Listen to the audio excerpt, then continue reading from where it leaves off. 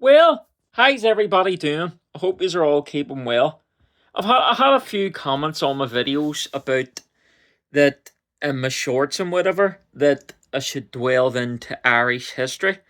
Um, because I've had a few comments from America, and Canada about people saying they have like heritage from Ireland and just about like a bit of they just like knowing about Irish history. So I thought I would like do few videos about Irish history. Um, I do come from a historical background. Like my undergraduate was history and sociology, and I did a lot of Irish history. And I'm currently doing a PhD in history, although it is British history. But yeah, I do have like a bit of knowledge about Irish history. But yeah, the day's topic, it's going to revolve around the Great Irish Famine, and basically how the Irish famine itself changed the course of history, not just Irish history, but history in general. And also, more specifically, how the Great Irish Famine inadvertently changed the culture of a lot of countries, and especially dynamics and demographics. So yeah, just let's get straight into it. Well, basically, the famine hit firstly in 1845, and it was a result of a potato blight. And I could never pronounce this word, but the blight was actually called I can never pronounce this, Filiflora infestans. That's the word there. And yeah, and basically it's just a disease that completely wiped out the potato crop in Ireland. And potato at that time was the main source of foodstuff for the majority of the people of Ireland at that time. Um, and yeah, it was a major issue in 1845. And I'm not going to get into. There's a big, a big political and historical debate on what actually caused the famine. Was it just the potato blight itself, or was it to do with the British government at that time? Um, who basically, let's just say, when they were taken over by Charles Trevelyan and that government under the Whigs, a lot of controversial topics have emerged. But just let's get into the famine. So the first blight hit in 1845. There was a lot of catastrophe and death, but due to like corn and whatever, people were managed to get not goodbye, but the devastation wasn't that major. Let's just say in 1845. But it struck again, and it struck massively in 1846. And 1846 was possibly the worst year of the entire famine. Um, Basically, Ireland was devastated, especially down around lakes of Skibbereen and County Cork and whatever. And on the far sides of Ireland. It was horrific. There was death, there was catastrophe. Um, and then in 1847 again, it struck. So it struck numerous times between 1845 and 1851. And there was obviously a lot of deaths due to the fact that, as I say, the potato at that stage was the main food source for the majority of Ireland. But it wasn't just the potato blight that caused, obviously, a lot of death. A lot of death was related to the fact that people were trying to escape the famine.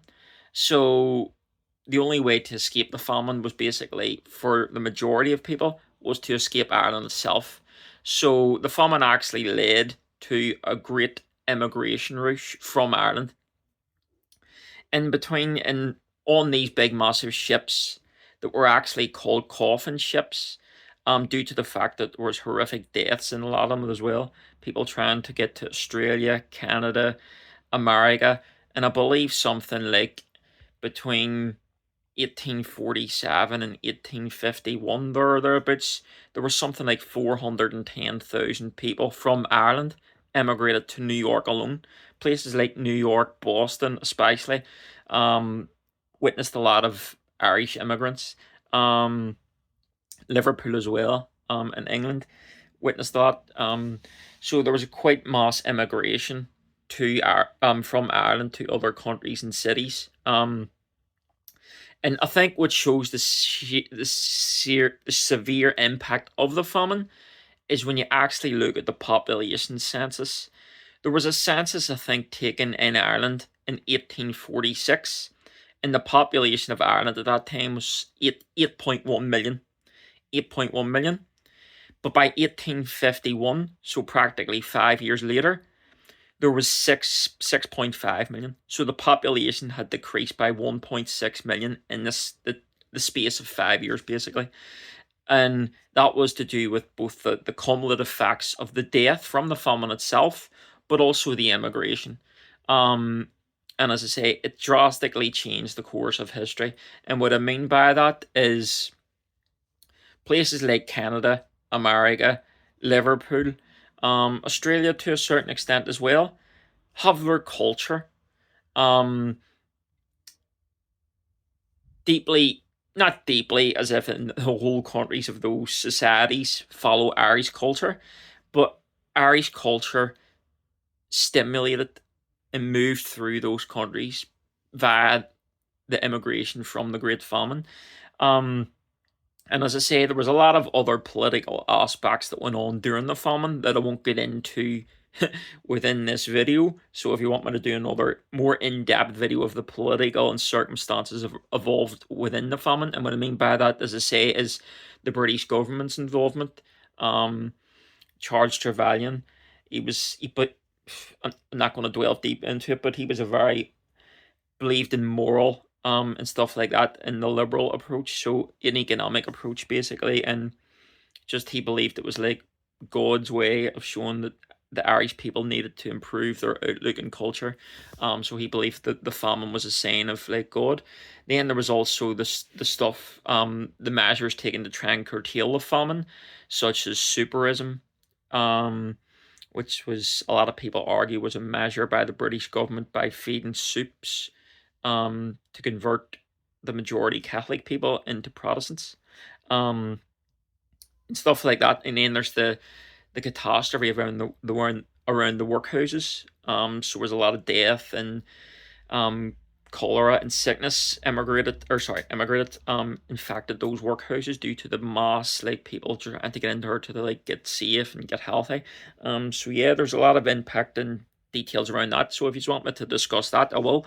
But I won't get into it that much within this video. I'm more discussing about the direct impact of the famine in terms of death and immigration. So as I say, 1.6 million. Some historians and census people believe there could have been actually 2 million or over 2 million in terms of immigration and death from the famine. But as I say, via the famine, unfortunately, occurring in Ireland, history and culture has drastically changed, not just within Ireland. As I say, Irish culture, I know Irish culture has penetrated America deeply. They have a big St. Patrick's Day following over there.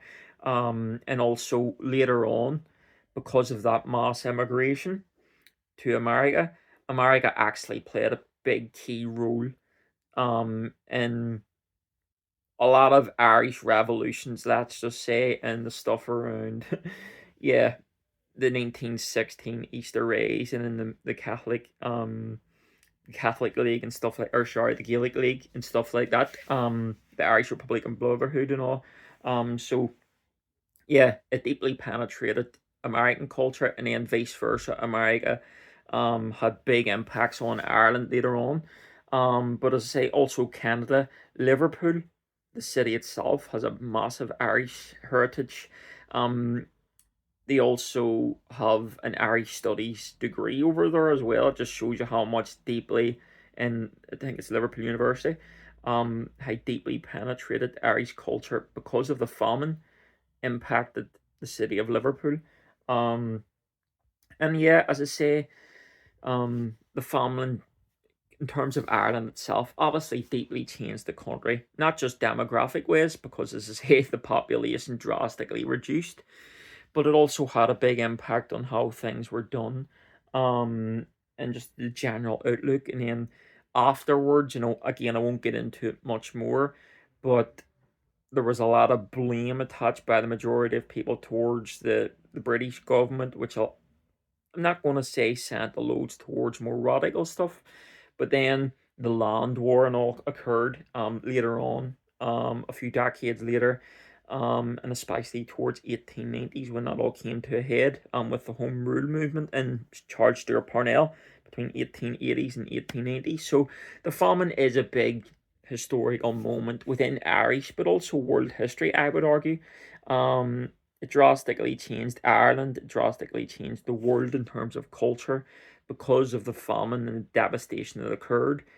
A lot of Irish immigrants obviously went abroad, and yeah, and it basically changed the dynamics of many countries. As I say, America has a deep Irish following, implemented within their cities of New York and Boston and whatever. So yeah, that's the first video on an Irish historical topic, the Great Irish Famine of 1845 to 1851. And if you want any more, me discuss any more historical topics relating to Ireland or British history, as I say, I am doing British history PhD, which is on the poll tax, Margaret Thatcher's poll tax between 18 between 1979 and 1982. So if you want them to do any more videos around that, I definitely will. And if you've watched this wee video, thanks very much for tuning in, and I'll see you next time. Bye bye.